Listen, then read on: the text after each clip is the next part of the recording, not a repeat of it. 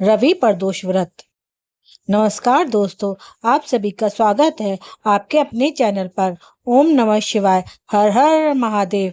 आज हम बात करने वाले हैं एक बेहद पवित्र व्रत की, रवि प्रदोष व्रत की। जुलाई 2026 में यह व्रत 2 बार आ रहा है और दोनों ही बार रविवार को पड़ रहा है। यह संयोग बहुत ही दुर्लभ और शुभ माना जाता है। तो आज इस वीडियो में हम जानेंगे रवि प्रदोष व्रत क्या है, इसका महत्व क्यों है, पूजा कैसे करें और सबसे जरूरी बात, इस व्रत की पौराणिक कथा क्या है। तो वीडियो को अंत तक जरूर देखें और जिन्होंने हमारे चैनल को सब्सक्राइब नहीं किया है तो अभी कर लीजिए। बेल आइकन दबाइए ताकि कोई वीडियो छूटे नहीं। प्रदोष व्रत क्या है दोस्तों, सबसे पहले समझते हैं कि प्रदोष व्रत क्या है।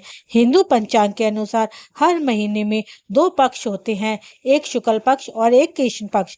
हर पक्ष की त्रयोदशी तिथि यानी 13वें दिन प्रदोष व्रत रखा जाता है। यानी हर महीने 2 बार यह व्रत आता है। प्रदोष शब्द का अर्थ है सूर्यास्त के बाद का समय। ऐसा माना जाता है कि इस समय भगवान शिवजी जी प्रसन्न अवस्था में होते हैं और कैलाश पर्वत पर नृत्य करते हैं। इसलिए इस समय की गई पूजा विशेष फलदायी मानी जाती है। यह व्रत भगवान शिवजी जी को समर्पित होता है। इसे रखने से पितृदोष शांत होता है, जीवन में सुख और समृद्धि आती है, स्वास्थ्य बेहतर होता है और मान सम्मान में वृद्धि होती है। अब सोचिए, जब यह व्रत रविवार को पड़े तो क्या होगा। रविवार के दिन सूर्यदेव को समर्पित है और जब प्रदोष व्रत रविवार को पड़ता है तो उसे रवि प्रदोष व्रत कहा जाता है। यह संयोग इसलिए विशेष है क्योंकि एक ही दिन में आप भगवान शिवजी जी और सूर्यदेव दोनों का आशीर्वाद एक साथ पा सकते हैं। शास्त्रों के अनुसार शिव और सूर्य का यह संयोग जीवन में यश और प्रतिष्ठा बढ़ाता है, दीर्घायु प्रदान करता है और व्यक्ति निरोग रहता है। विशेष रूप से जो लोग बार बार बीमार पड़ते हैं, किसी पुरानी बीमारी से परेशान हैं या जिनका स्वास्थ्य ठीक नहीं रहता, उन्हें रवि प्रदोष व्रत जरूर रखना चाहिए। अब बात करते हैं जुलाई 2026 में प्रदोष व्रत की। पहला रवि प्रदोष व्रत 12 जुलाई दिन रविवार को बनाया जाएगा। यह आषाढ़ कृष्ण पक्ष का प्रदोष व्रत है। आषाढ़ माह में पड़ने वाला रवि प्रदोष व्रत का महत्व और भी बढ़ जाता है। इस माह भगवान शिवजी जी की पूजा से भक्त निरोग रहता है, समाज में यश बढ़ता है और शिव सूर्य दोनों की विशेष कृपा प्राप्त होती है। पूजा सामग्री और विधि।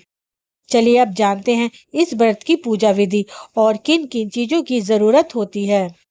रवि प्रदोष व्रत के लिए आपको चाहिए होगा जल से भरा हुआ कलश, आरती के लिए थाली, बेलपत्र, शिवजी जी को अत्यंत प्रिय धतूरा और भांग, कपूर, सफेद फूल और माला, आंकड़े का फूल, सफेद मिठाई, सफेद चंदन, धूप, दीप, घी, सफेद वस्त्र, आम की लकड़ी, हवन सामग्री।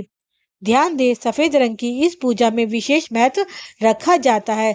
सफेद फूल, सफेद मिठाई, सफेद चंदन, ये सभी भगवान शिवजी जी को अत्यंत प्रिय हैं।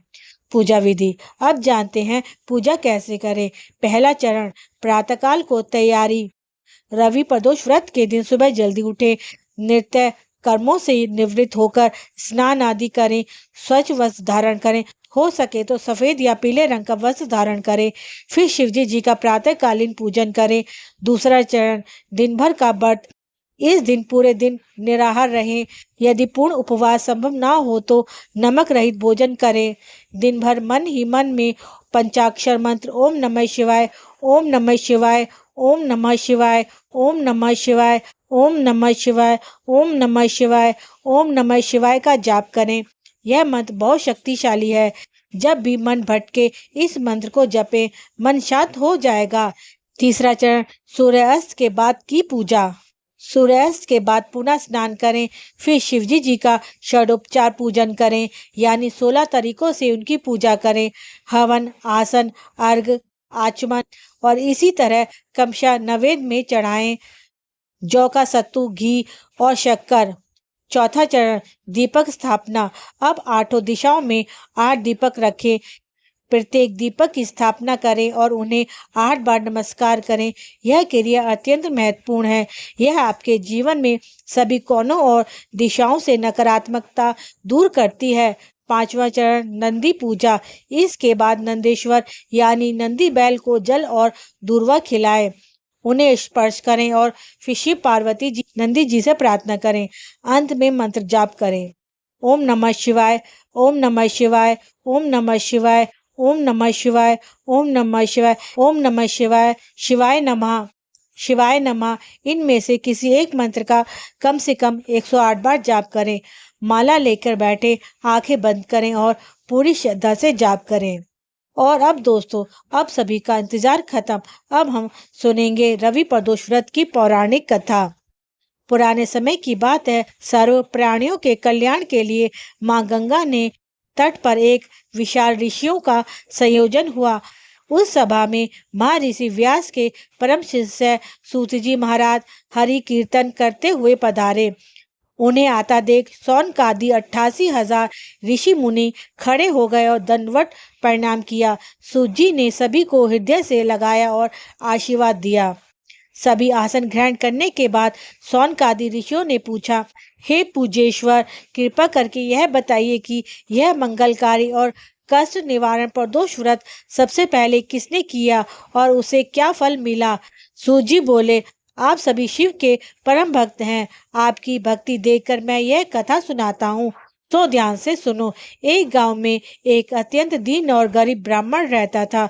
उसके पास न धन था न संपत्ति, लेकिन उसकी पत्नी एक साध्वी और कर्मनिष्ठा स्त्री थी। वह हर महीने नियम से प्रदोष व्रत रखती थी। भगवान शिवजी जी में उसकी अटूट आस्था थी। उस दंपति का एक पुत्र भी था, उनकी आंखों का तारा। एक दिन वह बालक गंगा स्नान के लिए निकला। माँ ने प्यार से उसके लिए रोटियां बांध दी। रास्ते में अचानक चोरों का एक गिरोह उसे घेर लेता है। चोर बोलते हैं, रुको, हम तुम्हें मारेंगे नहीं, बस बताओ तुम्हारे पिता ने घर में कहाँ धन छुपाया है। बालक हाथ जोड़ के बोला, भाइयों, हम तो बहुत गरीब हैं, हमारे घर में धन का, हम तो अत्यंत दुखी दीन लोग हैं। चोरों ने कहा, तो फिर इस पोटली में क्या है। बालक मुस्कुराया और बोला, इसमें मेरी माँ ने मेरे लिए रोटियां रखी हैं। यह सुनकर चोरों के सरदार ने अपनी साथियों से कहा, यह बच्चा सच में बहुत दीन और निर्दोष है, इसे जाने दो, किसी और को लूटेंगे। और चोरों ने उस बालक को छोड़ दिया। बालक वहां से चलते चलते एक नगर में पहुंच गया। नगर के पास एक विशाल बरगद का पेड़ था। थका हुआ बालक उसी पेड़ की छांव में सो गया। उसी समय नगर के राजा के सिपाही चोरों को खोजते हुए वहां पहुंचे। उन्होंने सोते हुए बालक को देखा और बिना कुछ सोचे समझे यही चोर है कहते हुए उसे बंदी बना लिया और उसे राजा के दरबार में पेश किया। राजा ने बिना जांच पड़ताल के आदेश दे दिया, इसे कारागार में बंद करो। उधर शाम हो गई, बालक घर नहीं लौटा। माँ को बेटे की बहुत चिंता हुई। रात भर आंखों में नींद नहीं आई। अगला दिन था प्रदोष व्रत का। माँ ने सोचा, मेरे बच्चे की रक्षा केवल महादेव ही कर सकते हैं। उसने पूरी श्रद्धा से प्रदोष व्रत रखा, भूखी प्यासी रही और मन ही मन भगवान शंकर से प्रार्थना करती रही, हे महादेव, मेरा पुत्र की रक्षा करो, मेरे पुत्र की रक्षा करो, वह कहीं भी हो, सुरक्षित हो। भगवान शिवजी जी ने उस माँ की निस्वार्थ प्रार्थना सुन ली। उसी रात भगवान शिवजी जी उसी राजा के स्वप्न में प्रकट हुए। भगवान शिव ने कहा, हे राजन, जिस बालक को तुमने कारावास में डाला है वह निर्दोषी है, वह चोर नहीं है। प्रातःकाल होते ही उसे मुक्त कर दो। यदि तुमने ऐसा नहीं किया तो तुम्हारा सारा राज वैभव नष्ट हो जाएगा। राजा की नींद खुली। वह पसीनों से भीगा हुआ था। कपकपाते हुए सोचने लगा, यह कोई साधारण स्वप्न नहीं है, यह साक्षात भगवान शिवजी जी की आज्ञा है। प्रातःकाल होते ही राजा ने तुरंत आदेश दिया, उस बालक को अभी कारागार से मुक्त किया जाए। बालक को राजदरबार में लाया गया। राजा ने पूछा, बेटा तुम कौन हो, कहाँ से आए हो, सारी बात बताओ। बालक ने रोते हुए सारी आप बीती सुनाई। गंगा स्नान के लिए निकला, रास्ते में चोरों का मिलना, उनका छोड़ देना और फिर बरगद के नीचे सो जाना।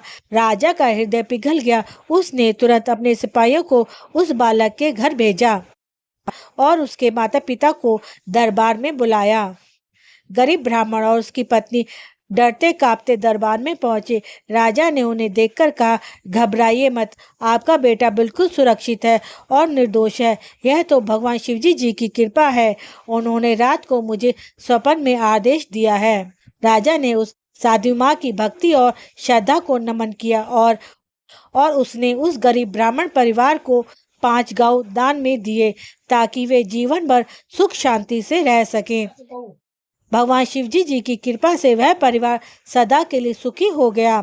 तो दोस्तों, यही है रवि प्रदोष व्रत की पौराणिक कथा। इस कथा से हमें क्या सीख मिलती है? पहली सीख, माँ की भक्ति और व्रत की शक्ति ने अपने निर्दोष बेटों को बचाया। दूसरी सीख, भगवान शिवजी जी अपने भक्तों की पुकार हमेशा सुनते हैं। तीसरी सीख, सच्ची श्रद्धा से किया गया व्रत कभी व्यर्थ नहीं जाता। तो दोस्तों, आज हमने जाना रवि प्रदोष व्रत का महत्व। जुलाई 2026 में इसकी तिथि, पूजा सामग्री और विधि और पौराणिक कथा। अगर आप भी स्वास्थ्य समस्याओं से परेशान हैं, जीवन में सुख समृद्धि चाहते हैं, तो भगवान शिवजी जी का आशीर्वाद पाना चाहते हैं, तो 12 जुलाई 2026 को यह व्रत जरूर रखें। बोलो ओम नमः शिवाय, ओम नमः शिवाय। बोलो हर हर महादेव, बोलो हर हर महादेव। महादेव आप सभी पर अपनी कृपा बनाए रखें।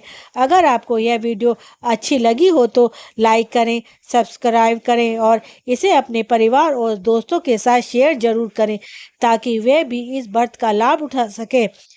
कमेंट में लिखें हर हर महादेव, हर हर महादेव। मिलते हैं अगली वीडियो में। जय भोलेनाथ, जय श्री शंकर। हर हर महादेव, हर हर महादेव, हर हर महादेव।